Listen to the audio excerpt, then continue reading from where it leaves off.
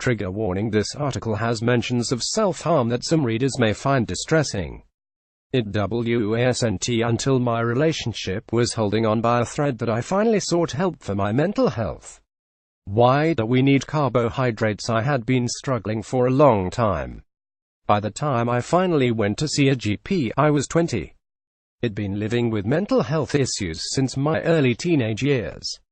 For years, I would have angry outbursts and I wouldn't know how to control them. It was like flicking a light switch. I could go from feeling totally okay to becoming completely inconsolable. It could occur because of the most minor things. The kitchen was messy or it burned my food. It was as if someone had died. As I grew older, the outbursts got worse. Shouting would turn to screaming, crying would turn to sobbing, and there was nothing anyone could do to calm me down. At the age of 18, I found myself falling in love with someone and starting a relationship.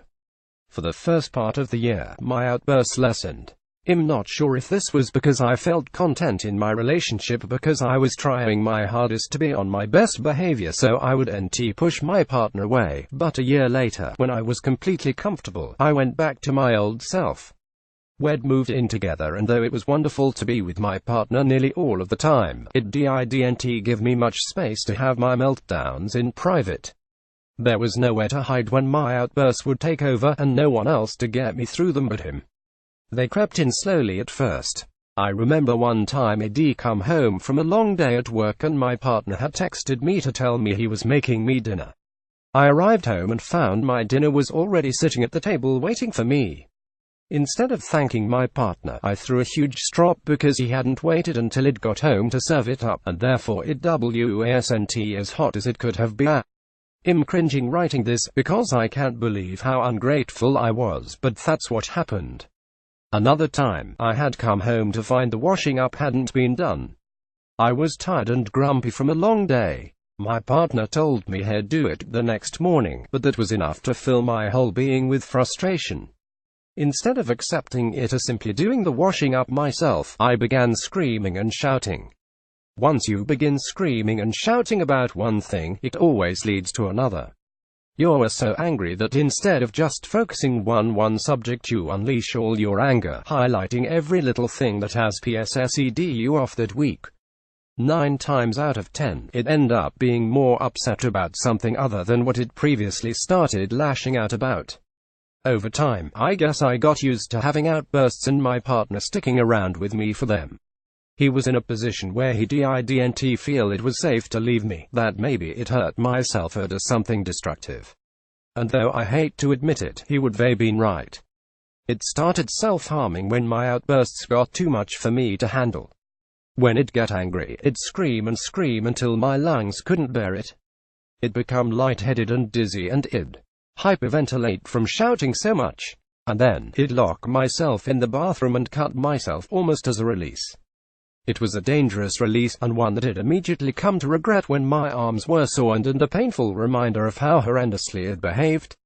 Eventually, I was having meltdowns every few days. Nothing had to happen for me to have them, I could simply be having a bad day. But there was one day that seemed to be the final straw for my partner. We'd been having a conversation that ended up getting heated and I completely lost control of my emotions. I was sobbing uncontrollably, screaming, and I became aggressive, throwing things across the room to the point my partner had backed away from me as far as possible. When things finally got too much, I locked myself in the bathroom, still screaming. My partner stood behind the door, begging that I didn't hurt myself. But it was too late. I was in the bath, cutting myself.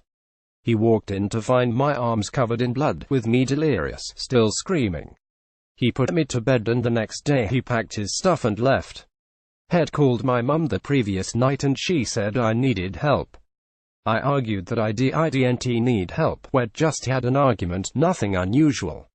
Why was this time any different? But she sat me down and explained to me that my partner had had enough. He couldn't cope with it anymore. It was affecting his own mental health. Had become drained, tired of my emotions, they were forcing themselves onto him and it wasn't fair.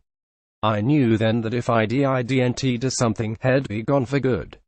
I didn't want that. At the time, I still believed there was nothing wrong with me, but I knew I had to do whatever I could to convince my partner that I was trying to be better.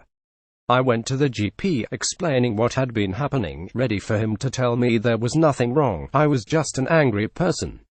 That was something I could accept. What I couldn't accept is someone saying I had a problem.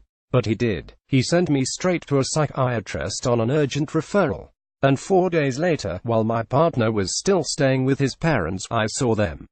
They asked me question after question about my moods, my habits, my lifestyle, and how I coped with everything that goes on inside my head. It was like someone had pulled a plug. Everything came out all at once, and I came to realize I was harboring more emotions than it ever understood before. The psychiatrist told me that I was living with a mood disorder, but that he didn't want to diagnose me after one session because he wanted to be sure, as many mood disorders require medication, and that's not something he wanted to hand out mindlessly. After the session was over, I agreed to go back. But before I did, I needed to speak to my partner and explain how sorry I was. Though I could blame my emotions on living with a mood disorder, I didn't want to. The actions he witnessed came from me, and I needed to confront that.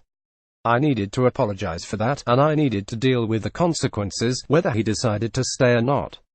Luckily, after realizing that I had sought help and that I was living with a mental illness, he decided to stay and support me. And from that I'm forever grateful.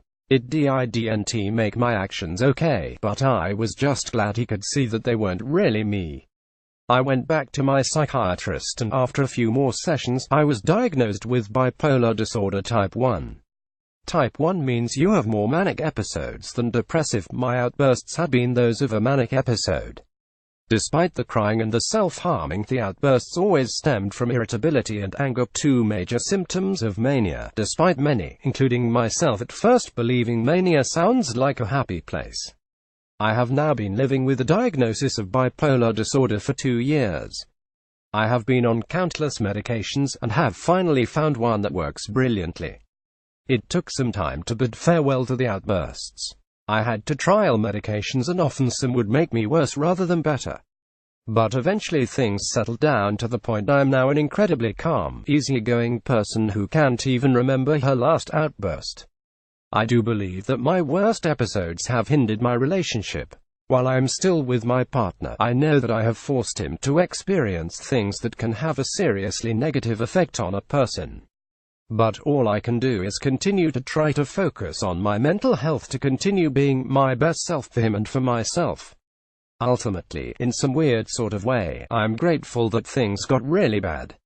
I'm grateful that I was in this relationship when things got worse. Because, had I been on my own during that time, I'm not sure I'd have ever sought help. I'm not sure whether I would have continued to believe there was nothing wrong with me and that it was just natural anger.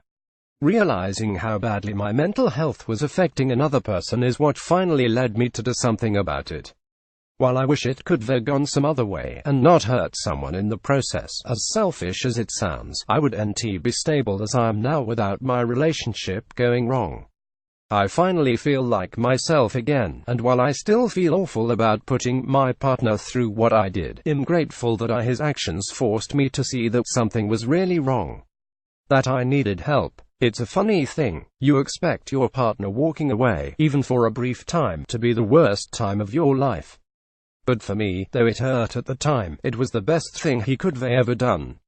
If you've been affected by any of the mental health issues we've mentioned in this post, or you need support for your mental well-being in general, please contact the Samaritans on 116,123, or go to the website, samaritans.org. No matter how small a thing you're doing, it's an achievement. We talk self-care, depression, and bipolar disorder on Mental Health Podcast. Mentally Yours. More living with mania is one of the toughest parts of having bipolar disorder.